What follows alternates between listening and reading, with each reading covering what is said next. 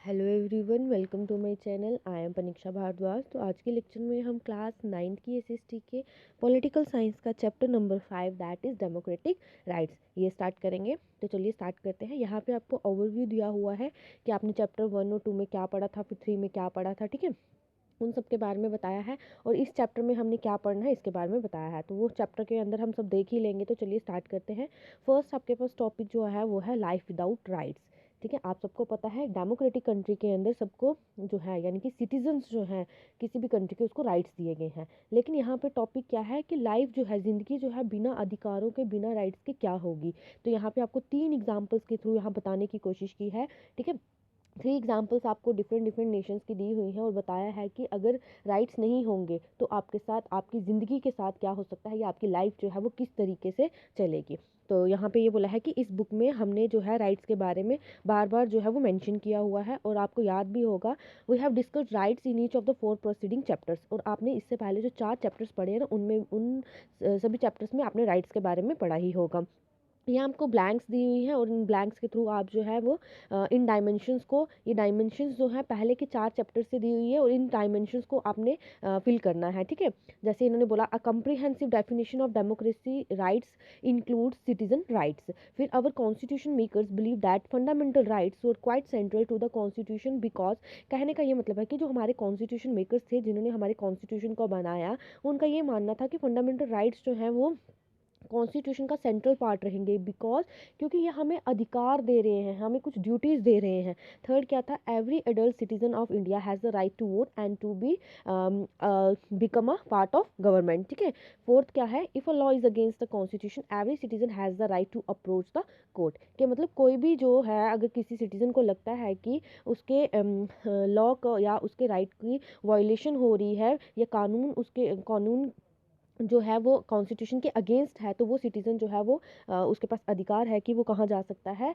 Court में जा सकता है और वहाँ जाके वो अपील कर सकता है। ठीक है, let us now begin with 3 examples of what it means to live in the absence of rights. तो यहाँ पे आपको 3 एग्जांपल्स दी हैं। उन एग्जांपल्स को बताने का यहाँ ये मतलब है कि अगर वो एग्जाम्पल जो है ना, वहाँ पे यही बताया है कि लोगों के पास अधिकार नहीं थे, तो वही एग्जाम्पल्स हम पढ़ेंगे और फिर हम देखेंगे कि राइट्स के बिना लोगों की ज़िंदगी जो है वो किस तरीके से है।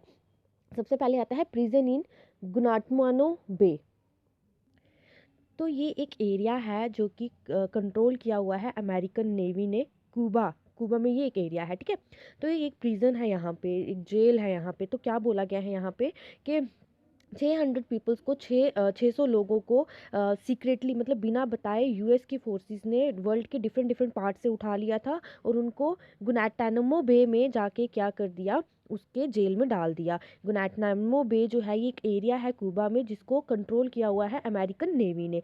एनाज फादर जमील एल बैना, एनाज के फादर है जमील एल बैना, वो भी उनके साथ थे। अमेरिकन गवर्नमेंट जो थी उन्होंने ये बोला कि ये एनिमीज़ हैं, ये जो 600 लोग उठाए थे ना, ये क्या है, दुश्मन है यूएस के और इनका लिंक है न्यूयॉर्क में 11 सितंबर 2001 में एक अटैक हुआ था। उस अटैक में इन 600 लोगों का क्या है, लिंक है, इसलिए इनको उठाया गया है सीक्रेटली। बहुत सारे केसेस में गवर्नमेंट जो थी उनकी कंट्रीज़ की, उनको बताया भी नहीं था और उनको इन्फॉर्म भी नहीं किया गया था उन लोगों की इम्प्रिजनमेंट के लिए। मतलब वर्ल्ड के डिफरेंट डिफरेंट पार्ट से उन लोगों को उठाया गया, जहाँ जहाँ से, जिस जिस कंट्री से उन लोगों को उठाया गया था, वहाँ वहाँ की गवर्नमेंट को नहीं बताया था कि उन लोगों को क्या कर दिया है, जेल में डाल दिया है। दूसरे प्रिजनर्स की तरह अल्बानाज की फैमिली को भी नहीं पता था कि प्रिजन जो है, मतलब जेल में उनको डाल दिया है। और उनको, अल्बानाज की जो फैमिली थी ना, उनको जो ये खबर थी कि अल्बाना को क्या कर दिया है, जेल में डाल दिया है, वो मीडिया के थ्रू ही पता चला था। फैमिलीज जो थी कैदियों की, उनको मीडिया और इवन यूएन रिप्रेजेंटेटिव जो थे, यूनाइटेड नेशन के रिप्रेजेंटेटिव जो थे, उनको अलो नहीं था कि वो उन प्रिजनर से जाके मिल सके। यूएस की आर्मी जो थी उन्होंने उनको अरेस्ट कर लिया, उनसे इंटेरोगेट करना शुरू कर दिया और उन्होंने डिसाइड कर लिया कि वो उनको वहाँ रखेंगे या नहीं रखेंगे। कहाँ पे, गुनाटानमो बे में, यानी कि उस प्रिजन में।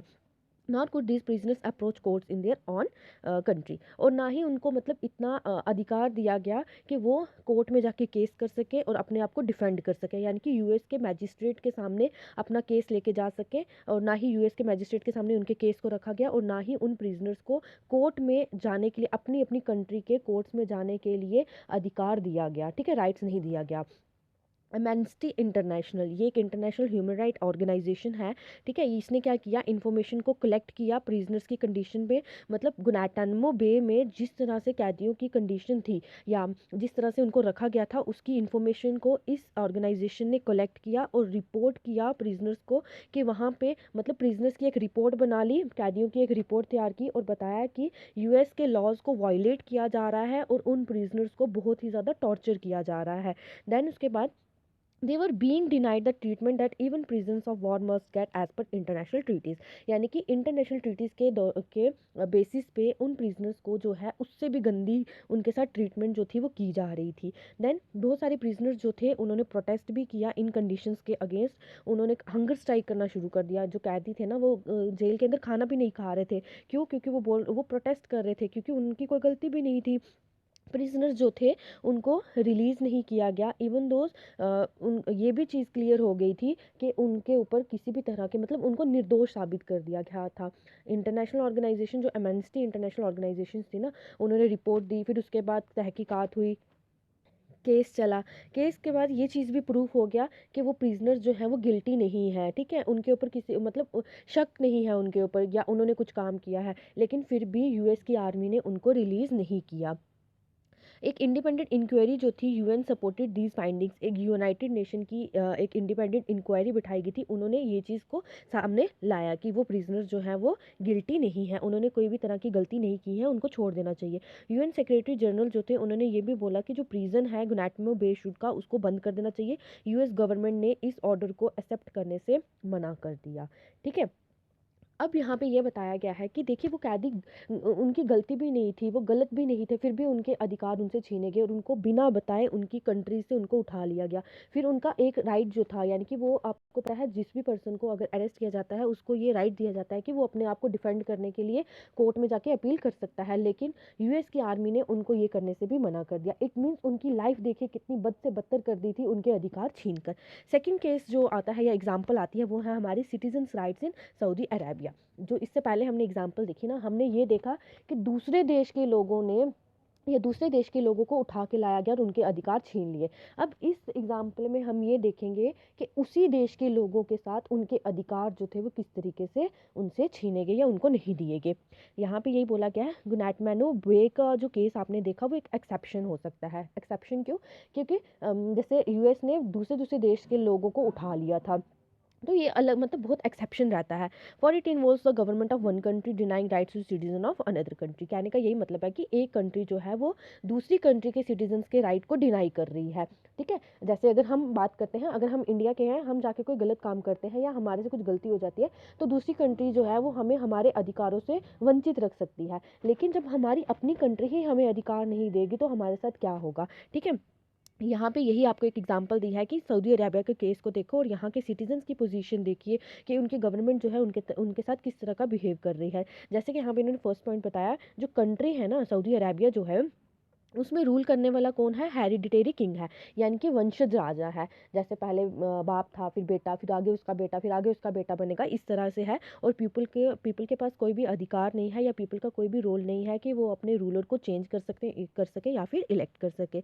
सेकंड क्या है यहाँ पे, किंग जो है वो लेजिस्लेचर को एज वेल एज एग्जीक्यूटिव को वो सेलेक्ट करता है। राजा ही अपनी मर्जी से लेजिस्लेचर बनाएगा और एग्जीक्यूटिव बनाएगा, और वो जजेस को अपॉइंट करेगा और उनको किसी भी टाइम चेंज कर सकता है अगर उनको उस जज के डिसीजन जो है वो पसंद नहीं आएंगे। देन उसके बाद क्या है, सिटीजन जो है वो can not form political party. Citizen जो है वो पॉलिटिकल पार्टीज नहीं बना सकते, ना ही कोई पॉलिटिकल ऑर्गेनाइजेशन बना सकते हैं। और मीडिया के पास इतना राइट नहीं है कि वो मोनार्क के अगेंस्ट कुछ भी छाप सके, ठीक है। उस राजा के अगेंस्ट कुछ भी नहीं छाप सकती है। राजा को लगेगा कि ये मेरे लिए गलत है, तो जिस भी मीडिया ने वो चीज़ छापी होगी उसकी तो खैर है। इट मीन्स वहाँ पे किसी पर्सन के पास किसी तरह के अधिकार नहीं है। देन उसके बाद नो फ्रीडम ऑफ रिलीजन, उनको किसी भी तरह की रिलीजन की फ्रीडम नहीं है। हर एक सिटीज़न जो है उसको मुस्लिम होना पड़ेगा। अगर वहाँ पे कोई नॉन मुस्लिम रेजिडेंट जो है वो रह रहा है तो वो अपना रिलीजन जो है वो प्राइवेट में क्या कर सकता है, फॉलो कर सकता है। पूजा पाठ करना हो गया, जो भी भजन कीर्तन वगैरह हो गए, नॉन मुस्लिम पर्सन जो है उनको अपना रिलीजन जो है वो प्राइवेटली ही क्या करना पड़ेगा, फॉलो करना पड़ेगा। पब्लिकली उनको फॉलो करने की इजाज़त नहीं है या उनके पास अधिकार नहीं है। वुमेन जो है उनके ऊपर बहुत तरह की पब्लिक रिस्ट्रिक्शंस लगाई हुई हैं। अगर दो वुमेन्स एक बात बोल रही हैं और एक आदमी एक ही बात बोल रहा है, तो ज़्यादा इंपॉर्टेंस जो है वो मेन की बात को दिया जाएगा, ठीक है। मतलब अगर 3 बंदे हैं, 3 बंदों में 2 औरतें हैं और एक आदमी है, अगर 2 औरतें बोल रही हैं कि नहीं ये चीज़ गलत है, लेकिन आदमी बोल रहा है नहीं वो चीज़ सही है, तो वहाँ पे उस आदमी की ही बात सुनी जाएगी, उन 2 औरतों की बात नहीं सुनी जाएगी। वहाँ पे औरतों की मेजॉरिटी नहीं देखी जाएगी, वहाँ पे आदमी की चीज़ देखी जाएगी। तो इस तरह से आप देख लीजिए एक कंट्री में अपने ही सिटीजन्स को राइट से किस तरीके से दूर रखा जा रहा है, डिप्राइव किया जा रहा है। तो ये सिर्फ चीज़ सऊदी अरेबिया में नहीं है, वर्ल्ड के में बहुत सारी कंट्रीज ऐसी हैं जहाँ पे ये सारी कंडीशन जो है अभी भी एग्जिस्ट कर रही हैं, ठीक है। अब हमारे पास आती है थर्ड एग्जाम्पल। थर्ड एग्जाम्पल क्या है? एथनिक मैसेकेयर इन कोसोवो। तो यहाँ पे क्या बोला गया है? मैसेकेयर का मतलब होता है किसी की अननेसेसरली, मतलब इनडिस्क्रिमिनेटली किसी को मारना, लार्ज नंबर में पॉपुलेशन ह्यूमन बींग्स को मारना, ठीक है, रिवेंज के लिए, प्लंडरिंग के लिए मारना उनको। तो एथनिक का मतलब होता है, देखिए बच्चे, मतलब एक ग्रुप ऑफ पीपल होता है जो सेम कस्टम को, सेम रिलीजन को, सेम ओरिजिन को क्या करते हैं, फॉलो करते हैं। जैसे मैं एक एग्जांपल दे देती हूँ आपको। जैसे पंजाब है, ठीक है, पंजाब में मतलब चाहे वो हिंदू हो, मुस्लिम हो, सिख हो, चाहे वो ईसाई हो, कोई भी पर्सन जो पंजाब के अंदर रह रहा होगा, इट मीन्स वो वहाँ के क्या है, पंजाबी। मतलब उनको ये नहीं बोला जाएगा ये पंजाब के मुस्लिम है, ये पंजाब के हिंदू हैं, ये पंजाब के क्रिश्चियंस है। इट मीन्स वहाँ पे एक ही वर्ड यूज किया जाएगा, ये पंजाबीज है, ठीक है। वो जो पंजाबीज वर्ड यूज हो रहा है ना, वो एथनिक है वहाँ का। सारे वहाँ के, मैं वहाँ का एक एथनिक कल्चर क्या आ जाएगा कि वहाँ के लोग जो है वो क्या खाते हैं रोटी, मक्के की रोटी और सरसों का साग और लस्सी, ठीक है। तो ये वहाँ का एथनिक कल्चर है, ठीक है। भांगड़ा वहाँ का एथनिक डांस हो जाएगा। तो ये एथनिक चीज़ें होती हैं, मतलब एक ग्रुप ऑफ पीपल होता है जो सेम कस्टम को, सेम रिलीजन को, सेम ओरिजिन को क्या करते हैं, शेयर करते हैं। मैसाकेर का मतलब बता दिया मैंने आपको। मैसाकेर का मतलब होता है किसी को रिवेंज के लिए, वॉरफेयर के लिए, ठीक है, मतलब युद्ध के दौरान या फिर प्लंडरिंग, चोरी चकारी की हो या आपने लूट पाट की हो, उसके लिए आप क्या करें, बहुत सारे लोगों को मार दे अननेसेसरली, इनडिस्क्रिमिनेटली, ठीक है।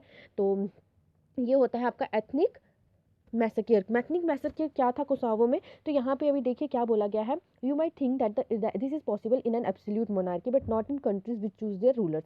आप ऐसा सोच रहे होंगे कि एथनिक, इससे पहले हमने जैसे सऊदी अरेबिया के भी हमने एग्जांपल देखी कि बहुत सारे राइट्स जो थे उनसे छीने गए थे एक कंट्री के सिटीजन से, ठीक है, उसी कंट्री के उन्हीं सिटीजन से। तो ये सारी की सारी चीज़ें हम देख रहे हैं कि जहाँ पे मतलब राजा रूल कर रहा होगा वहाँ पे ये सब चीज़ें होंगी, लेकिन जहाँ पे हमने खुद से अपना रिप्रेजेंटेटिव जो है वो चूज़ किया होगा वहाँ ये सब चीज़ें नहीं होंगी।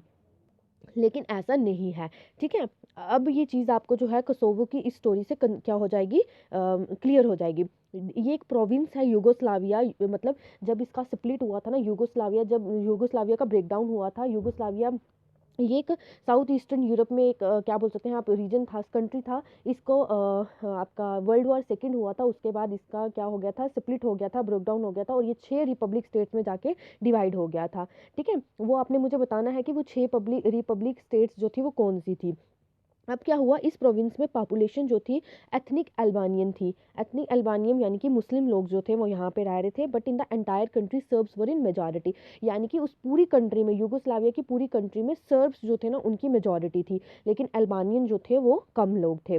अब क्या था, नैरो माइंडेड सर्ब्स जो थे, एक नैरो माइंडेड सर्ब था, नेशनलिस्ट मिलासोविक या मिलाशविक बोल सकते हो आप इसको, हैड वॉन द इलेक्शन। इसने क्या किया, ये सर्ब मेजॉरिटी से बिलोंग करते थे, मिलोशविक, और ये क्या, इन्होंने इलेक्शंस लड़ा और ये जीत के इसने क्या की, गवर्नमेंट बनाई। और गवर्नमेंट में कोसोवो अल्बानियंस को बहुत ज़्यादा क्या करना पड़ा, प्रॉब्लम फेस करनी पड़ी। ये चाहते थे कि सर्ब्स जो हैं वो क्या करें, डोमिनेट करें कंट्री को। कहने का मतलब है कि सिर्फ सर्ब्स का रूल हो, ठीक है, अल्बानियन जो है वो सप्रेस रहे, उनको दबाया जाए। बहुत सारे सर्ब लीडर जो थे उन्होंने बोला कि एथनिक मिनॉरिटी जैसे कि अल्बानियंस हैं उनको या तो कंट्री छोड़ देनी चाहिए या फिर उनको मान लेना चाहिए कि सर्ब्स हमसे क्या है, सुपीरियर है। तो यहाँ पे एक इन्होंने अल्बानियन फैमिली की एक यहाँ पे कहानी बताई है। कोसोवो के टाउन में एक अल्बानियन फैमिली रहती थी, उनके साथ क्या हुआ अप्रैल 99 में। तो 74 ईयर ओल्ड बताशी हॉक्सा जो थी वो अपनी किचन में बैठी हुई थी अपने हस्बैंड के साथ, जिनकी एज जो थी 77 थी और उनका नाम था इज्जत, ठीक है। वो स्टोव के पास बैठे हुए थे ताकि वो अपने आप को गर्म कर सके या रख सके। उन्होंने क्या किया, एक एक्सप्लोजन की आवाज़ सुनी but did not realise that Serbian troops had already entered the town.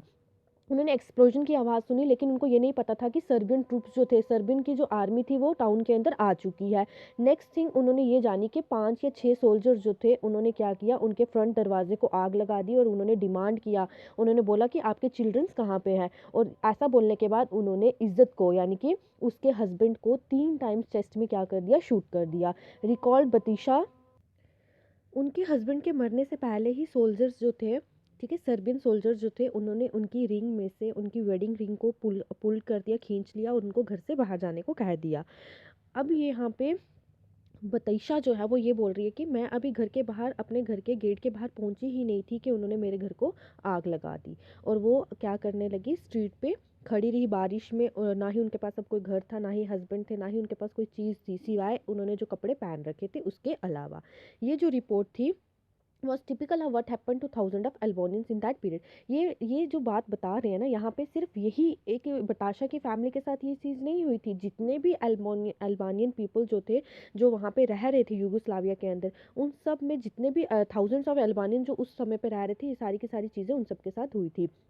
Do remember that this मैसेकेयर, यही एक मैसेकेयर था जो कि वहाँ की अपनी वहाँ की कंट्री की आर्मी ने क्या किया था, चलाया था, working under the direction of a leader who came to power through democratic elections. और उन्होंने, मतलब वो जो आर्मी थी ना, वो जो सोल्जर ट्रूप्स आए थे, उन्होंने वहाँ यूगोस्लाविया की कंट्री के जो रूलर, जो रूल कर रहा था वहाँ पे, उसकी डायरेक्शन के ऊपर उन्होंने ये काम किया था। और वो रूलर जो था वो डेमोक्रेटिक इलेक्शंस के थ्रू वहाँ पे इलेक्ट होके आया था। ये सबसे गंदी चीज़ जो थी उस समय पे की गई थी, क्योंकि इसमें बहुत सारे लोगों को उस समय पे मारा गया था। फिर क्या हुआ, बहुत सारी कंट्रीज़ ने मिलकर क्या किया, इस मैसेकेयर को स्टॉप करवाया।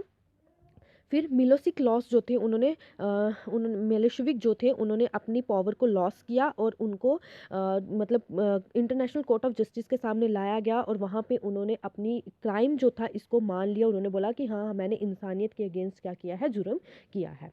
तो इन शॉर्ट कहने का ये मतलब है कि अलग अलग तरीक़ों से जो 3 हमने एग्जांपल्स पढ़ी, एक कंट्री ने दूसरी कंट्री के लोगों के अधिकार छीन लिए।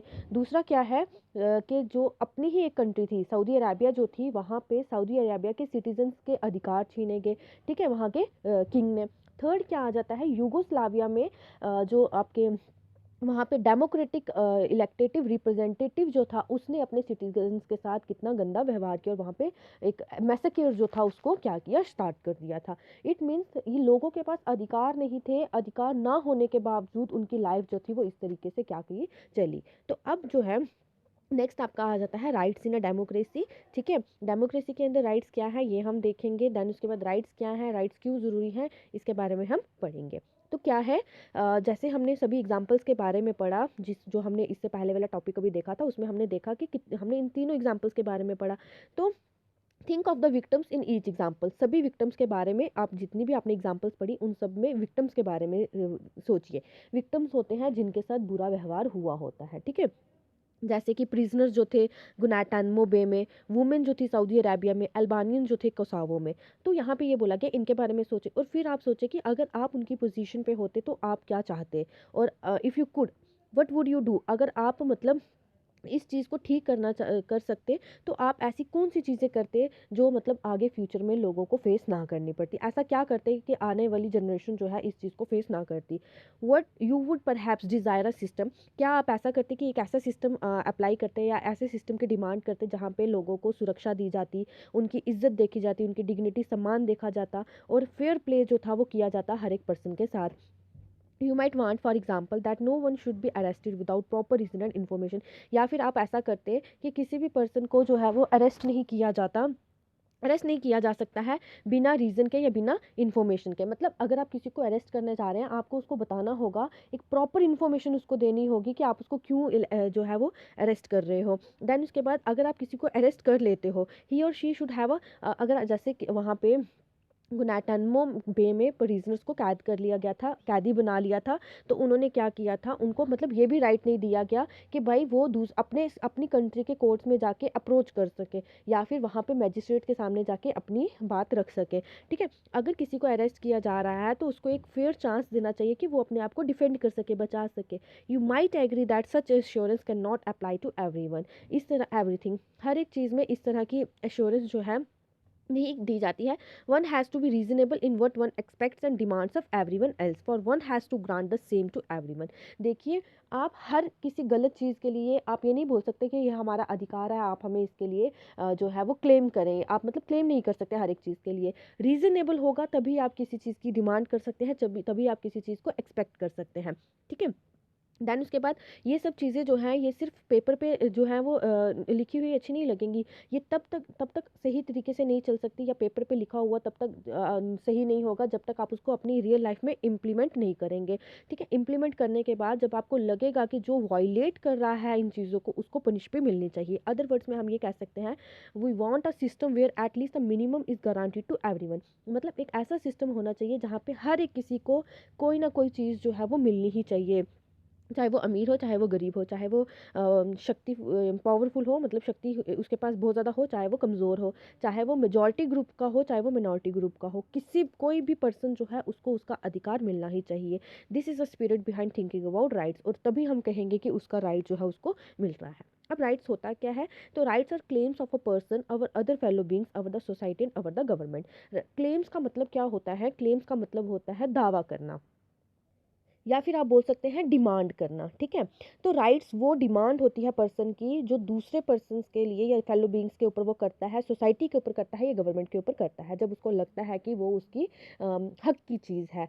ऑल ऑफ अस, आगे क्या है? All of us want to live happily without fear and without being subjected to degrade treatment. हर एक इंसान जो है वो खुशी खुशी से जीना चाहता है, बिना डर के जीना चाहता है, और बिना अपनी इज्जत को खोए जीना चाहता है। और इसके लिए we expect others to behave in such a way that does not harm us और हर्ट अस। इसके लिए क्या करना पड़ेगा? हम दूसरों से ये एक्सपेक्ट करते हैं कि वो हमें किसी भी तरीके से, मतलब वो ऐसा बिहेव ना करे कि हमें हार्म हो या हमें दुख पहुंचे। इक्वली आवर एक्शंस, उसी तरीके से हम भी जो काम कर रहे हैं या एक्शंस उठा रहे हैं, हमें भी देखना चाहिए कि हम जो कर रहे हैं दूसरे लोग इससे हर्ट तो नहीं होंगे, दूसरा पर्सन इससे हार्म तो नहीं होगा। सो तभी जाके वो राइट जो है वो राइट कहलाया जाएगा, ठीक है। हम ये बोल दें कि नहीं भाई हमारे साथ गलत नहीं होना चाहिए, बाकी जिस मर्जी के साथ गलत हो जाए, तो वो राइट नहीं कहलाएगा, ठीक है। वो सिर्फ हम अपने पर्सनल फायदे के लिए सोच रहे हैं। बट राइट तभी मिलेगा, या राइट को हम तभी क्लेम कर सकते हैं जब वो इक्वली जो है वो ट्रीट किया जाए, ठीक है। मतलब हम कुछ काम कर रहे हैं, हमारे काम से किसी दूसरे को हर्ट ना हो, हार्म ना हो, या फिर दूसरा कोई काम कर रहा है उससे हमें हर्ट ना हो, हार्म ना हो, उसको राइट बोला जाएगा। Okay, you can not have a right to play a game in such a way that it breaks the neighbour's window. आप इस तरीके से गेम नहीं खेल सकते हैं जिस तरीके, मतलब आप नेबर की विंडो को तोड़ दें। आप बोले कि भाई ये हमारा अधिकार है कि खेलना, खेलना तो अधिकार है, लेकिन खेलने में अधिकार तो दिया है आपको, लेकिन ये नहीं है कि आप किसी भी नेबर की, पड़ोसी की विंडो तोड़ दें। जैसे कि यहाँ दूसरी एग्जांपल क्या दी है? जो सर्ब्स थे यूगोस्लाविया में, could not have claimed the whole country for themselves. वो नहीं मतलब यूगोस्लाविया के अंदर जो सर्ब्स थे ना, वो मेजॉरिटी में थे। अब वो ये नहीं था कि वो चाहे कि मतलब सारे के सारे लोग उनके अंडर काम करें, ऐसा नहीं था, ठीक है। वो ये क्लेम नहीं कर सकते थे। जो claims we make should be reasonable. जो क्लेम्स, जो दावा या जो डिमांड हम कर रहे हैं वो रीजनेबल होना चाहिए। They should be such that can made available to others in equal measure. और दूसरे को भी वो उसका फ़ायदा होना चाहिए, तभी जाके राइट्स जो है वो मतलब एक राइट जो है वो दूसरे राइट, मतलब अधिकार जो है वो मिल सकते हैं, एक समानता उनको मिलेंगी, ठीक है। ऐसा नहीं है हम किसी चीज़ को क्लेम करेंगे तो वो हमारा राइट बन जाएगा। अब आप बोलो कि आप ताजमहल पे आप जाके क्लेम करने लोगे कि भाई ये मेरा अधिकार है, तो वो आपका अधिकार नहीं आ जाएगा, ठीक है। वो गवर्नमेंट के अंडर है, आप उसमें जाके देख सकते हो, उसको वहाँ जाके घूम सकते हो, वहाँ जाके रह सकते हो, लेकिन आप उसके ऊपर क्लेम नहीं कर सकते हो, ठीक है। रीजनेबल क्लेम होना चाहिए, और वो रीजनेबल क्लेम जो है उसको सोसाइटी भी रिकॉग्नाइज करनी चाहिए, ठीक है। जहाँ पे आप रह रहे हैं, जैसे एक मैं एग्जांपल देती हूँ आपको।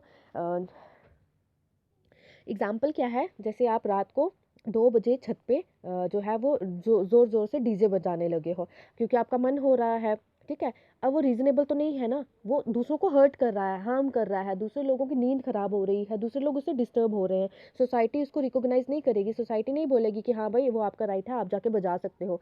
नहीं, जब सोसाइटी भी उसको रिकॉग्नाइज करेगी और वो रीजनेबल रहेगा, तभी जाके वो राइट जो है वो आपके पास अधिकार जो है वो आपको मिलेगा, ठीक है। Every society make certain rules. हर एक सोसाइटी जो है वो रूल्स बनाती है ताकि वो क्या कर सके, चीज़ों को चला सके। वो हमें बताएगी कि क्या सही है क्या गलत है। फिर सोसाइटी जो है वो राइट्स की बेसिस को क्या करेगी, राइटफुल बताएगी, और वो बोलेगी कि हाँ भाई ये सही है। This is why the notion of rights change from time to time and society to society. और ये इसी वजह से राइट्स जो हैं वो सोसाइटी टू सोसाइटी चेंज होते हैं और टाइम टू टाइम चेंज होते हैं। अगर आप आज से 200 साल पहले की बात करेंगे, अगर आप तब कोई ये कहता कि वुमेन्स के पास अधिकार होना चाहिए वोट देने का, तो ये उस समय पे थोड़ा सा अजीब लगता। लेकिन आज not granting them vote in Saudi Arabia appear strange, ठीक है, सऊदी अरेबिया में आज वुमेन्स को वोट देने का अधिकार नहीं है, तो ये चीज़ आज सुनते हुए अजीब लग रही है। लेकिन आज से 200 साल पहले की अगर आप बात करते, तो उस समय पे ये चीज़ बोली जाती कि वुमेन्स को अधिकार वोट देने का अधिकार होना चाहिए, तो उस समय पे ये थोड़ा सा ऑकवर्ड लगता और अजीब भी लगता। लेकिन आज जैसे सऊदी अरेबिया में वुमेन्स को वोट देने का अधिकार नहीं है, तो ये सुनने में थोड़ा अजीब लग रहा है, ठीक है। इसलिए बोला गया है कि राइट्स जो है वो टाइम टू टाइम और सोसाइटी टू सोसाइटी क्या होते हैं, चेंज होते हैं। जब सोशली रिकॉग्नाइजेशन क्लेम जो है वो एक लॉ में लिखे जाते हैं, तब उनको रियल फोर्स जो है यानी कि उनको ताकत जो है वो तब मिलती है। Otherwise they remain merely as natural and moral rights. The prisoners in Guantanamo bay had a moral claim not to be torture और ह्यूमिलेटेड। जो प्रिजनर्स गुनाटनमो बे में थे, ठीक है, कैदी जो थे, वो मॉरल क्लेम को क्या कर रहे थे, बोल रहे थे कि भाई उनको टॉर्चर नहीं किया जाना चाहिए, ना ही ह्यूमिलेट किया जाना चाहिए। But they could not go to anyone to enforce this claim, लेकिन उनको इस क्लेम के लिए यानी कि इस अधिकार के लिए वो कहीं पे भी नहीं जा सकते थे। व्हेन लॉ रिकॉग्नाइजेज, जब लॉ ने क्या किया, रिकॉग्नाइज किया उनके इस क्लेम को, तब वो जाके क्या बना था, एक राइट बना था, ठीक है, और उसको इन्फोर्स किया गया था। We can then demand their applications when fellow citizens at the government do not respect these rights, we call it violation and infringement of our rights. जब कोई भी, ठीक है, जैसे यूएस की गवर्नमेंट ने वहाँ पे मना कर दिया था, उन्होंने बोला था कि हम जो है वो नहीं मानेंगे, ठीक है, उन्होंने गुनाटमो बे के उस प्रिजन को बंद भी नहीं किया था। उनके मतलब उनको एक नोटिस आया था कि यूएस जो सेक्रेटरी जनरल थे, यूएन सेक्रेटरी जनरल जो थे, उन्होंने बोला था कि वहाँ को उसको बंद कर दो, लेकिन उन्होंने इस प्ली को, इस उनकी इस डिमांड को नहीं माना था। तो क्या बोला है, जब सिटीजन्स और गवर्नमेंट जो है राइट्स की वायलेशन करेंगे या उसको नहीं मानेगी, उसकी रिस्पेक्ट नहीं करेंगे, तब वो राइट्स जो है उनकी वायलेशन होगी, ठीक है। इन सच सर्कमस्टेंसेज सिटीजन्स कैन अप्रोच, और ऐसी जब चीज़ें हरकतें होंगी या इस तरह की जब चीज़ें की जाएंगी, तब सिटीजन जो है वो क्या कर सकते हैं, कोर्ट्स में जाएंगे अपने राइट्स को प्रोटेक्ट करने के लिए।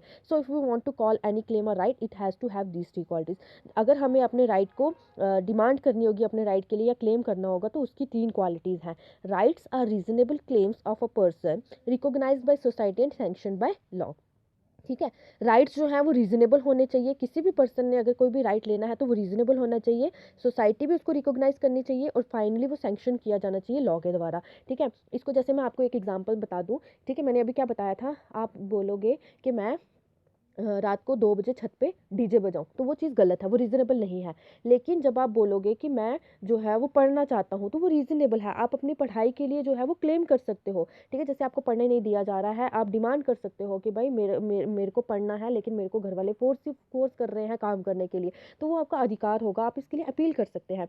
फिर रिकॉग्नाइज बाय सोसाइटी, सोसाइटी के द्वारा भी रिकॉग्नाइज किया जाना चाहिए कि हाँ भाई ये जो एज है ये पढ़ने वाली है, लेकिन इसके साथ गलत किया जा रहा है, इसको पढ़ने नहीं दिया जा रहा है, तो सोसाइटी ने इसको रिकॉग्नाइज कर दिया। और लॉ, हमारा जो कॉन्स्टिट्यूशन है उसमें भी जो 14 ईयर्स तक जो बच्चे हैं उनके लिए एजुकेशन जो है वो कंपलसरी है और फ्री भी है।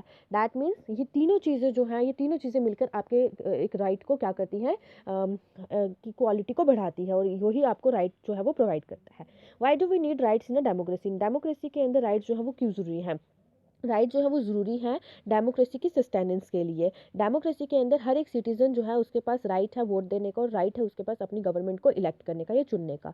For democratic elections to take place, democratic elections को चलाने के लिए या उनको करने के लिए बहुत ज़रूरी है कि सिटीज़न जो है उनके पास राइट हो कि वो अपनी ओपिनियंस को एक्सप्रेस कर सके, पॉलिटिकल पार्टीज़ को फॉर्म कर सके और पॉलिटिकल एक्टिविटीज़ में पार्ट ले सके। राइट्स जो है एक स्पेशल रोल जो है वो प्ले करते हैं डेमोक्रेसी के अंदर। राइट्स जो है वो प्रोटेक्ट करते हैं मिनॉरिटीज़ को फ्रॉम द ऑपरेशन ऑफ मेजॉरिटीज़, ठीक है। जैसे हमने अल्बानिया और सर्ब का देखा कि जो सर्ब्स थे वो क्या कर रहे थे, अल्बानियंस को दबा रहे थे, ठीक है। तो वहाँ पे अल्बानियन जो थे वो मिनॉरिटी ग्रुप आ जाता है, और मेजॉरिटी ग्रुप वो आ जाते हैं जो क्या है, ज़्यादा हो। कहने का मतलब क्या है कि जो लोग ज़्यादा क्वांटिटी में होंगे या जहाँ पे मेजॉरिटी ज़्यादा होगी, जहाँ पे बंदे ज़्यादा होंगे वो मेजॉरिटी में आ जाएंगे, जहाँ पे कम होंगे वो मिनॉरिटी में आ जाएंगे। तो राइट्स जो है वो क्या करते हैं, मिनॉरिटीज़ को प्रोटेक्ट करते हैं मेजॉरिटी के ऑपरेशन से। वो इंश्योर करते हैं कि मेजॉरिटी जो है वो अपनी मर्जी से कुछ भी ना करे। राइट्स जो है वो गारंटी देते हैं कि कोई भी चीज़ जो है वो गलत ना हो किसी के भी साथ, ठीक है। Things may go wrong when some citizens may wish to take away the rights of others. चीज़ें जो है वो तब गलत होती हैं जब कुछ लोग जो है वो दूसरों के अधिकार छीनना शुरू कर देते हैं। और ये चीज़ें जो है ये मेजोरिटी कम्युनिटी के अंदर या मेजोरिटी लोगों के अंदर देखी जाएगी। जहाँ पे मेजोरिटी होगी वो क्या करते हैं, हमेशा कोशिश करते हैं मिनॉरिटी को डोमिनेट करने की। गवर्नमेंट जो है वो सिटीजन्स के राइट को प्रोटेक्ट करती है ऐसी सिचुएशंस के अंदर। लेकिन कई बार इलेक्टेड गवर्नमेंट जो है वो कई बार प्रोटेक्ट नहीं कर सकती है, या फिर वो क्या करती है, सिटीजन्स के राइट्स पे अटैक करना शुरू कर देती है। That is why some rights need to be placed higher than the government. इसीलिए कुछ ऐसे राइट्स जो हैं वो कॉन्स्टिट्यूशन के अंदर बनाए गए हैं जो गवर्नमेंट से भी ऊपर हैं, सो दैट इसलिए ताकि गवर्नमेंट जो है वो उनको वायलेट ना कर सके। बहुत सारी डेमोक्रेसीज के अंदर बेसिक राइट्स जो है सिटीजन के वो लिखे हुए हैं हमारे कॉन्स्टिट्यूशन के अंदर। तो ये थे आपका चैप्टर डेमोक्रेटिक राइट्स में राइट्स क्या होते हैं, राइट्स क्यों ज़रूरी हैं, ठीक है। फिर उसके बाद हमने 3 एग्जांपल्स देखी कि अगर राइट्स नहीं होंगे तो लोगों की लाइफ जो है बिना राइट्स के कैसे रहेगी। अगर आपको वीडियो अच्छा लगा हो तो ज़रूर बताइएगा, ठीक है। लाइक करिएगा, अपने दोस्तों के साथ शेयर करिएगा एंड चैनल को सब्सक्राइब करना ना भूलिएगा। Thank you and have a wonderful day.